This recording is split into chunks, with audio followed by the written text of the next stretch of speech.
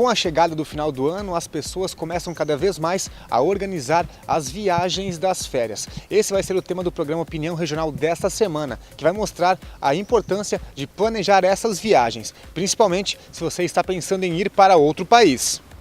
Quem nunca sonhou em conhecer algum lugar do mundo que só viu pela televisão ou por fotos? O número de pessoas que estão viajando para conhecer novos lugares aumenta, mas é preciso tomar alguns cuidados. A palavra principal é planejamento. Mas será que as pessoas pensam nisso antes de viajar?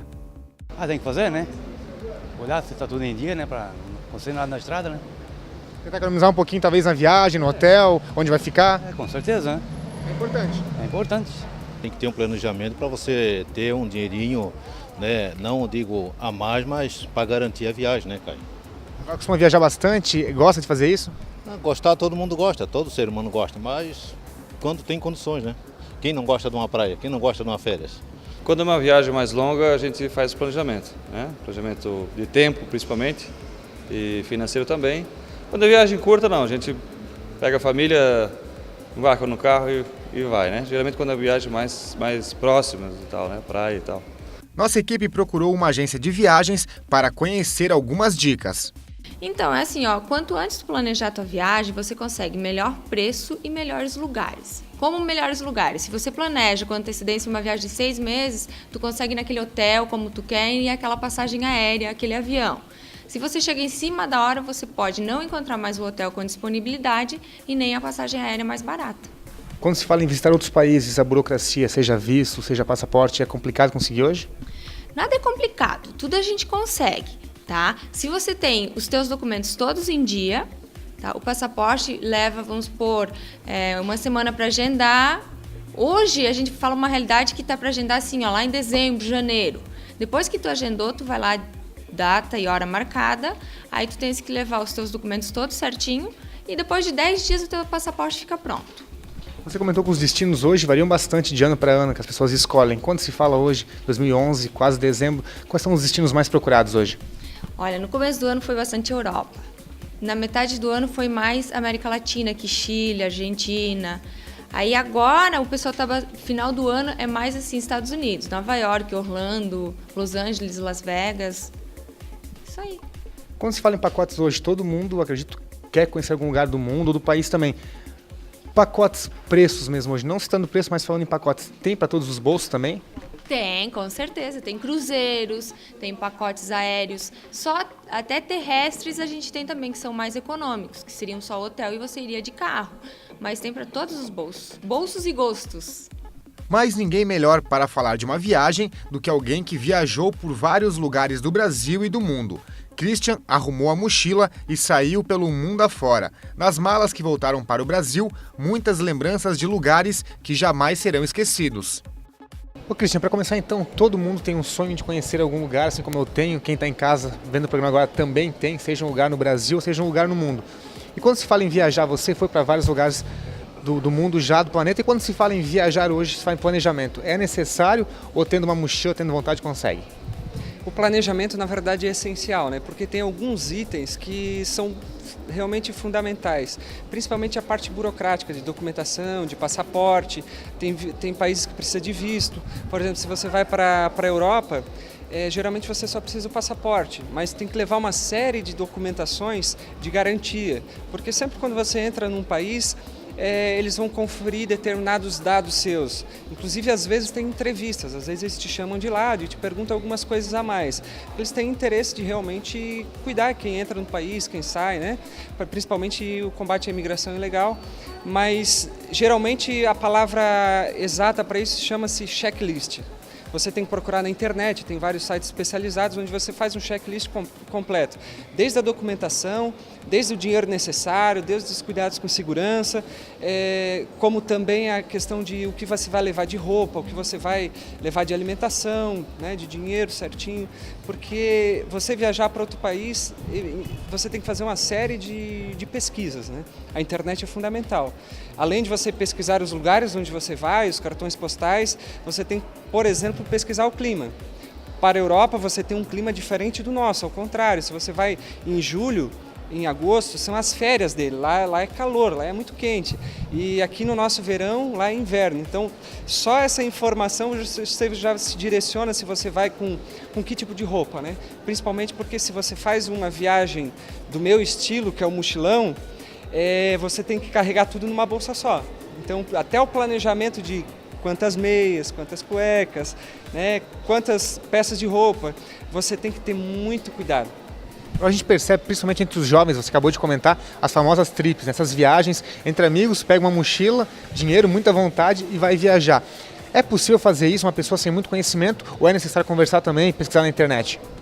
Olha, a grande pergunta era, você busca agências de viagem, você busca conhecidos que já viajaram. Na verdade, toda a informação nesse momento é importante, mas eu sempre recomendo que as pessoas busquem pessoas que já foram. Colegas, amigos, geralmente pessoas da mesma idade, que têm o mesmo estilo. Poxa, eu vou ficar num albergue. Você sabe o que é um albergue? Quem escuta no Brasil pensa, poxa, é um lugarzinho qualquer. Pô, na Europa, albergue é que nem um hotel. Pra gente é fantástico um albergue. Ainda você faz muitos amigos, né? E o que acontece? Eu geralmente acabo buscando as agências de viagens para pesquisar valores de passagens. Isso a gente vê em determinados sites, como o Submarino, é uma boa opção hoje em dia, que faz uma pesquisa completa. Tem sites especializados que pesquisam em várias agências, em várias empresas aéreas e te dá um menor preço. E você, claro, é um sonho, né? Eu tive como um sonho, minha primeira viagem assim, um pouco mais longe foi a Universidade Solidária, eu fui para o Pará, fiquei um mês lá. Depois, em 2006, eu fui para o Acre e para o estado do Amazonas, fiquei mais um mês. Em 2009, eu acabei ficando na Argentina, meio mês praticamente. Em 2010, eu fui para a Europa, dei um mochilão um pouco maior, né?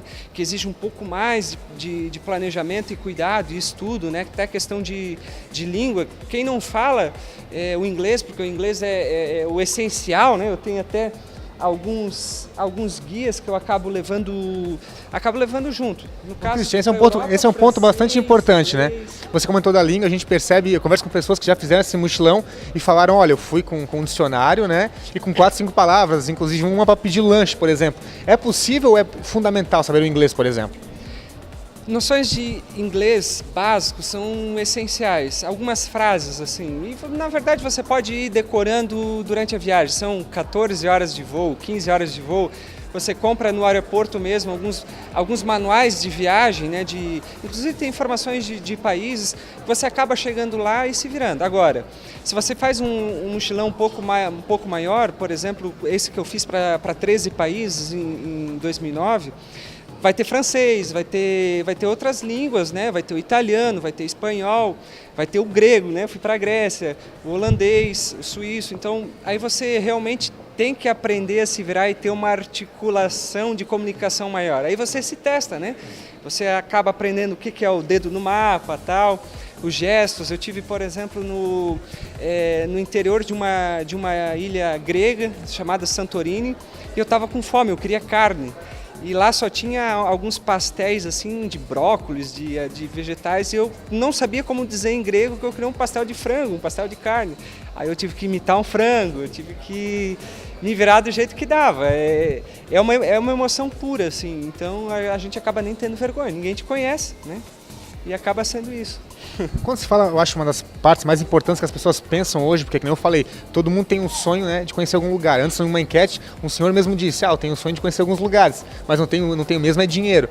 Quando se fala em gastos hoje, através do mochilão, famoso mochilão, é possível fazer uma viagem dessa gastando, não digo pouco dinheiro, mas economizando bastante? Se, por exemplo, eu fiz uma certa pesquisa, se eu comprasse um pacote de viagens normal, por exemplo, para a última viagem que eu fiz, fui para Barcelona, fui para Ibiza, fui para o Egito, Israel, Jordânia. Foi uma viagem um pouco cara, né? Porque envolve Europa, envolve você pagar vistos, por exemplo, do Egito e você transpor as fronteiras de determinados países, você também tem que pagar taxas. Praticamente, se você vai pagar 10 mil numa viagem paga, assim, com todos os pacotes de hotéis, no mochilão você vai pagar em torno de 4 ou 5 mil reais, praticamente metade. Porque em vez de você ficar, por exemplo, num hotel que é 100, 200, 300 euros a pernoite, num albergue que te oferece as mesmas vantagens, tem internet, tem todo o sistema de atendimento normal, você vai pagar 30 euros. De 200 para 30 euros, se você contar durante um mês, isso dá uma economia muito grande. Quando se fala nesse mochilão, as pessoas pensam, como você comentou antes, conhecer vários países, né, no mínimo de tempo possível.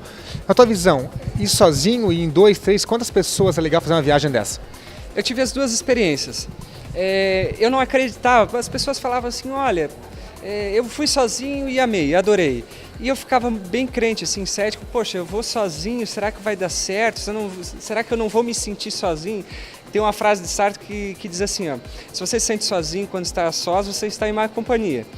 Eu creio que essa minha primeira viagem maior para a Europa, que eu fiz sozinho, eu aproveitei muito. Porque cada dia eu fazia um amigo diferente, porque eu tinha que sobreviver. Você tem esse espírito de sobrevivência. Então você se joga muito mais aos relacionamentos. Se você vê alguém no albergue, você vê alguém na rua visitando ponto turístico, você já pergunta alguma coisa e quando você vê, você acaba passando o dia inteiro com aquela pessoa. E agora em 2011 eu fui com um colega, um grande amigo Luiz Gustavo Stiller. Ele falava bem o inglês, se virava bem no espanhol. Tinha um trâmite, eu já tinha viajado para fora, foi bem interessante também, mas aí envolve outras coisas. Mesmo sendo um amigo, na hora de você conviver, é mais complicado. Como o relacionamento marido-mulher, quando está namorando é aquela maravilha, só vê final de semana, mas quando você convive junto, tem experiências juntos, você acaba vendo que o amigo às vezes dorme até mais tarde, você tem que sair, você tem um costume de sair antes, você se cansa mais rápido, o teu amigo tem um hábito diferente. Por você vai andando. Não, às vezes o amigo quer um táxi, né? Ou você toma água. Não, o amigo já quer uma Coca-Cola. Então, cada pessoa acaba se revelando, porque aí é muito puro. Você está numa viagem onde ninguém te conhece e você age realmente como você é. Você realmente se comporta como você é. Quando se fala em roteiro, geralmente as pessoas criam um roteiro e tentam seguir. No teu caso, como é mochilão, vai lá, mas para se divertir um pouco também, cara, quer conhecer, mas quer se divertir também, esse roteiro geralmente é seguido ou as pessoas acabam mudando ele? As pessoas não entendem muito bem como funciona a viagem do mochileiro.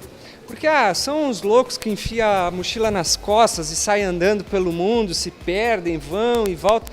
Na verdade, não é bem assim. Existe toda uma logística ao redor de você levar o backpack, que é o nome que eles chamam para o cara que faz mochilão em outros países. O que acontece? Quando você coloca a mochila nas costas, lá você leva alguns equipamentos, telefone, às vezes você já vai com locais onde você tem acesso à internet, você tem as bases de contato aqui. A questão do roteiro, ela é fundamental. No caso do mochileiro, geralmente ele tem alguns lugares que ele quer visitar. Por exemplo, eu queria conhecer o castelo de Neuschwanstein no sul da Alemanha. Eu queria conhecer, por exemplo, o Partenon na Grécia. Eu queria conhecer alguns lugares fantásticos que a gente só vê pela televisão, que a gente só vê em foto. Eu tinha aquele lugar para conhecer. Mas agora vem toda a logística de como chegar lá. Então é viagem de trem, é viagem de avião e tem todo o planejamento. E quando você está no local, acaba surgindo várias outras lugares para você ir. Meu principal fonte de pesquisa era quando eu chegava num país, eu ia para uma banca de revista.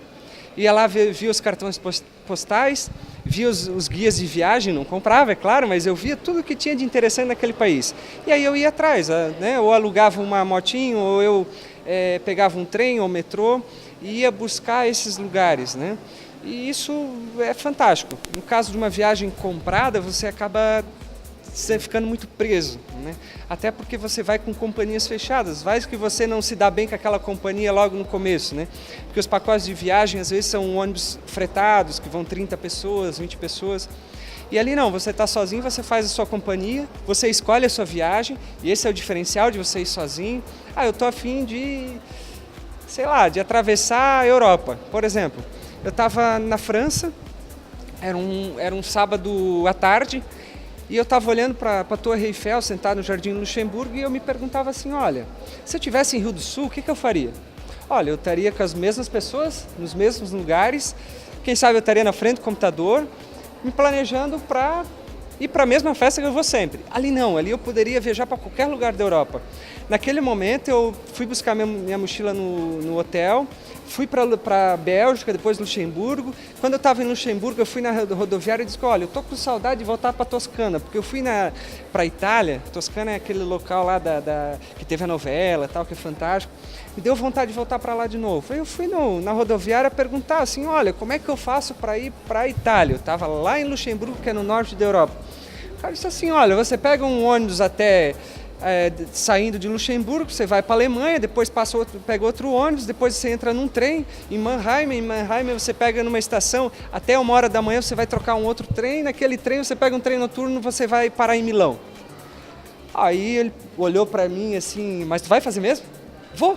E ele não acreditou, porque realmente a gente está muito entregue. Ora, vamos atravessar a Europa, não tem problema, a gente se vira.